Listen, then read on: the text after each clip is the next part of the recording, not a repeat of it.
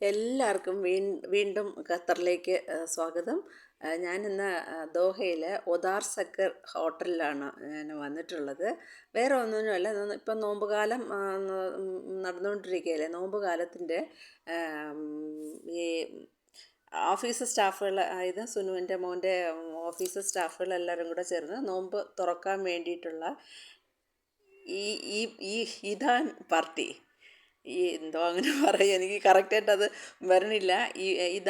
ഇദാർ party എന്നുള്ള ഒരു ഇത് അവിടെ അവർ വെച്ചിട്ടുണ്ടായിരുന്നു. അന്ന് ആ പാർട്ടിക്ക് വേണ്ടിയിട്ട് ഞങ്ങളും പോയിട്ടുണ്ടായിരുന്നു. അതിൽ പങ്കെടുക്കാൻ പറ്റിയതിൽ വളരെ സന്തോഷമുണ്ട് കേട്ടോ. ഞങ്ങൾ അവിടെ ചെന്നതും എല്ലാ സ്റ്റാഫുകളും അവരുടെ കുടുംബങ്ങളും ഒക്കെ ഉണ്ടായിരുന്നു. അതിൽ ഞങ്ങളും പങ്കുചേർന്നു. അത് കഴിഞ്ഞ ഉടനെ തന്നെ, ഭക്ഷണം കഴിഞ്ഞ ഉടനെ തന്നെ പിന്നെ എൻ്റെ മോളുടെ കൂടെ നിൽക്കുന്ന ആ കുട്ടിക്കും ബർത്ത്ഡേ ഒരേ ഡേറ്റിലായിരുന്നു. അതായത് ഞങ്ങൾക്ക് ഈ പ്രോഗ്രാം നടന്നത് 23-ആണ്, മോളുടെ ബർത്ത്ഡേ 22-ആണ്. അപ്പോൾ ഉടനെ അതിന് വേണ്ടിയിട്ട് കേക്ക് മുറിക്കാൻ വേണ്ടി അവരൊരു ഇത് വെച്ചിട്ടുണ്ടായിരുന്നു, അറേഞ്ച് ചെയ്ത് വെച്ചിട്ടുണ്ടായിരുന്നു. ഞങ്ങൾ അവിടെ ചെന്നതിന് ശേഷമാണ് അത് കേക്ക് മുറിക്കലും അതിനോടൊപ്പം ഉണ്ടായി.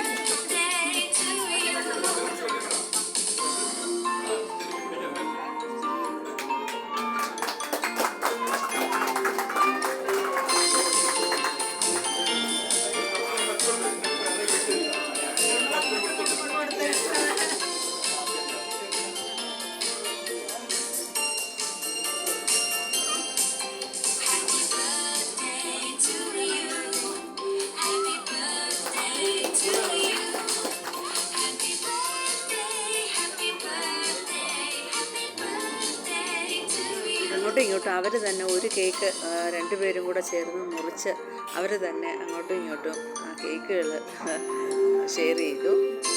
അത് കഴിഞ്ഞിട്ട് പിന്നെ സ്റ്റാഫ് എല്ലാവരും കൂടെ ചേർത്ത് സുനിലിനെ വിളിക്കുന്നുണ്ടായിരുന്നു. സുനിലിനെ ആ കുട്ടിയുടെ എൻ്റെ മോളുടെ അടുത്ത് നിൽക്കുന്ന കുട്ടിയുടെ ഹസ്ബൻഡിനെ വിളിക്കുന്നുണ്ടായിരുന്നു.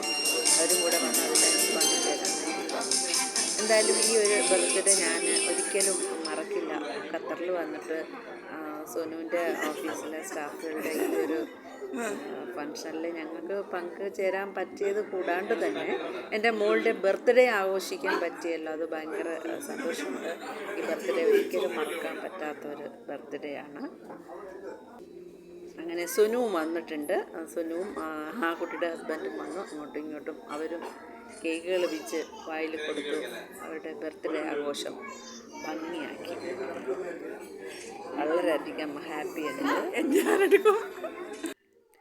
അത് കഴിഞ്ഞ് ഫുഡെല്ലാം കഴിഞ്ഞു കേട്ടോ. കഴിഞ്ഞതിന് ശേഷമാണ് ഞാൻ ഫുഡിൻ്റെ ആ ഒരു അറേഞ്ച്മെൻറ്റ്, എന്തൊക്കെ ഫുഡ് ഉണ്ട് എന്നൊക്കെ ഉള്ളത് കാണിക്കണമെന്ന് എനിക്ക് തോന്നിയത്. അപ്പോഴത്തേക്കും എല്ലാവരും കഴിച്ചു കഴിഞ്ഞു. പിന്നെ ബാലൻസ് ഉള്ളതൊക്കെ കുറച്ച് ഒന്ന് എടുക്കാനായിട്ട് പറ്റി. അതിന് മുന്നേ എനിക്ക് എടുക്കാനായിട്ട്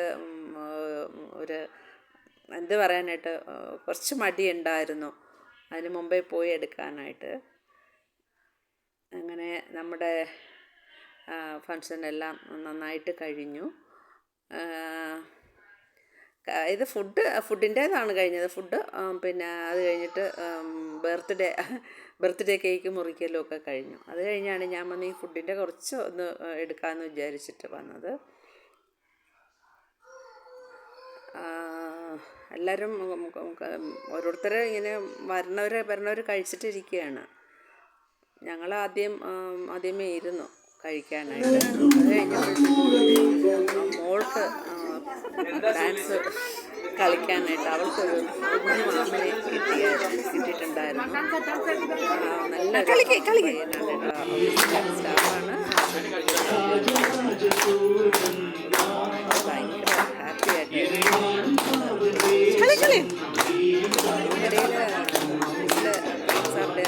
ഗാനമേള ഉണ്ടാവും. അതാണ് ഇപ്പം നന്നായിട്ട് പാട്ട് വെച്ച് ചെയ്യുന്നുണ്ട്.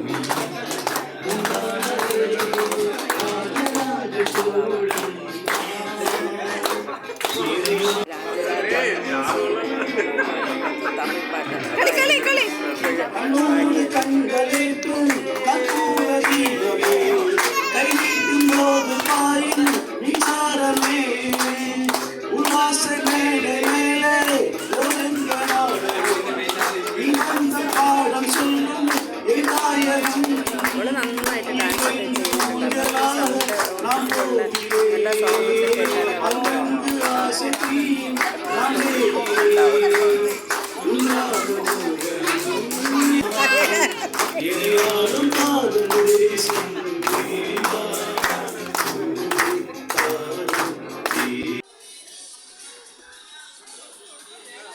പിന്നെ അത് കഴിഞ്ഞിട്ട് കുഞ്ഞു കുട്ടികൾക്ക് നമ്മളുടെ പേരൻസ് ഞാൻ പറഞ്ഞല്ലോ ഫാമിലി ഉണ്ടായിരുന്നു. അങ്ങനെ കൊച്ചു കുട്ടികളുടെ ഒരു അവർക്കൊരു സന്തോഷത്തിന് വേണ്ടിയിട്ട് ഒരു ചെറിയൊരു ഗെയിം പോലെ വെച്ചിട്ടുണ്ടായിരുന്നു.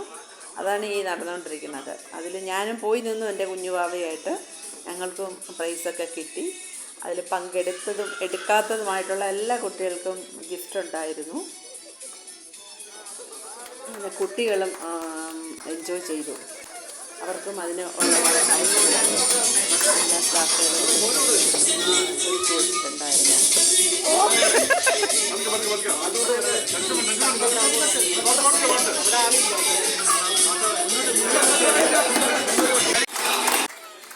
എല്ലാം കഴിഞ്ഞ് അത് കഴിഞ്ഞിട്ട് അടുത്ത വേറൊരു സാറിൻ്റെ ഡാൻസായിരുന്നു.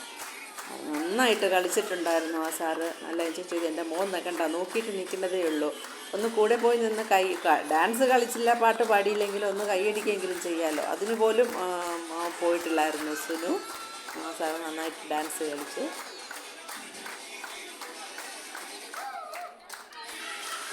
നല്ല ഒരു സന്തോഷമായിട്ടുള്ള ഒരു മൂമെൻ്റായിരുന്നു ഞങ്ങൾക്ക് അത്രയും നേരം അവിടെ കിട്ടിയത്.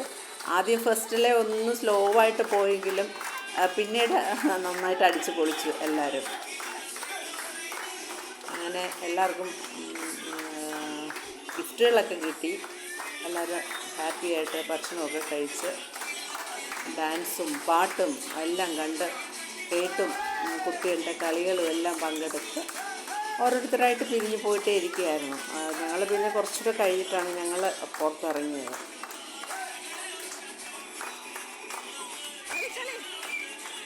അങ്ങനെ ഖത്തറിൽ വന്ന് സുനിൻ്റെ ഓഫീസിലെ സ്റ്റാഫുകളുമായിട്ടൊക്കെ ഇതിൽ പങ്കെടുക്കാൻ പറ്റിയതിൽ വളരെയധികം സന്തോഷമുണ്ട്. അത് കഴിഞ്ഞ് ഞങ്ങൾ താഴോട്ട് ഇറങ്ങിയപ്പോഴാണ് താഴത്തെ ഫുഡിൻ്റെ ഈ ഒരു അറേഞ്ച്മെൻറ്റും കണ്ടത്. അത് വീട്ടില്ല, ഇതിനൊപ്പം തന്നെ അതും ഞാൻ ഷൂട്ട് ചെയ്തു.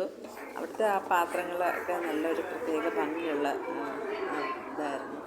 അതാണ് എനിക്ക് അത് ഒന്നുകൂടെ എടുക്കണമെന്ന് തോന്നിയത്. ഈ സാറാണ് ഡാൻസ് കളിച്ചത്. പുറത്ത് നല്ല കാറ്റുണ്ടായിരുന്നു കേട്ടോ. ഞങ്ങൾ വന്നപ്പോഴും നന്നായിട്ട് കാറ്റടിച്ചിട്ടിരിക്കുകയായിരുന്നു. എല്ലാവരും വളരെ ഹാപ്പിയായിട്ട് എല്ലാവരും അവരവരുടെ താവകൾ, അതായത് അവരവരുടെ വീടുകളിലോട്ട് പോകാനായിട്ട് എല്ലാവരും പോവുകയാണ്. അതിൻ്റെ ഒപ്പം ഞാനും പുറത്തിറങ്ങിയപ്പോഴത്തേക്കും കണ്ട കാഴ്ച ഇത് ലാസ്റ്റാണ് കേട്ടോ. ഇതിന് നമുക്ക് കാണാൻ പറ്റില്ല. ഈ ഒരു ഞാൻ പറഞ്ഞല്ലോ, ഈ റോഡ് സൈഡിൽ റോഡിൻ്റെ നടുക്കൊക്കെ ഇങ്ങനെ ചെടി ഉണ്ടാവുമെന്ന്. തണുപ്പ് കാലത്ത് നടുന്ന ചെടികൾ ഇതെല്ലാം ഏകദേശമല്ല, എല്ലാം കഴിഞ്ഞു. വെയിൽ കാലം തുടങ്ങിയിട്ടുണ്ട്, ചൂടുകാലം തുടങ്ങിയിട്ടുണ്ട്. അപ്പോഴും ഈ പൂവൊന്നും ഉണ്ടാവില്ല, എല്ലാം തീർന്നു കരിഞ്ഞു തുടങ്ങിയിട്ടുണ്ട്. അപ്പോൾ ഇതൊക്കെയാണ് ഇവിടുത്തെ കാഴ്ച. എല്ലാവരും എൻ്റെ ഈ വീഡിയോ കാണണം കേട്ടോ. ഭയങ്കര കാറ്റടിക്കുന്നുണ്ട്. ഞങ്ങളെ കൂടെ പറത്തി എങ്ങോട്ടോ കൊണ്ടുപോകുന്ന രീതിയിലുള്ള കാറ്റാണ്. പുറത്ത് നല്ല കാറ്റും ചെറിയൊരു മഴ ചാറൽ പോലെ ഉണ്ടായിരുന്നു. പ്രോപ്പർട്ടി മുഖത്തൊക്കെ വീഴും. എങ്ങനെയൊക്കെയോ ഞങ്ങൾ കാറ്റിൽ മറിഞ്ഞു പോകാതെ നല്ല ചില സമയത്തുള്ള കാറ്റ് നമ്മളെ മറിച്ച് ഇടുന്ന രീതിയിലുള്ള കാറ്റാണ്. അങ്ങനെ എങ്ങനെയൊക്കെയോ ഞങ്ങൾ ഇവിടെ നിന്ന് ഞങ്ങളുടെ കാറിട്ടിരിക്കുന്ന സ്ഥലത്തേക്ക് എത്തിയിട്ടുണ്ട്. എല്ലാവരും വീഡിയോ കണ്ട് എന്നെ സപ്പോർട്ട് ചെയ്യണം. എൻ്റെ വിധേനയും കാറിൻ്റെ അത് കയറാനായിട്ട് പറ്റി. എല്ലാവർക്കും നന്ദി. ഓക്കെ, എല്ലാ സ്റ്റാഫുകൾക്കും നന്ദി പറയുന്നു. Okay, by.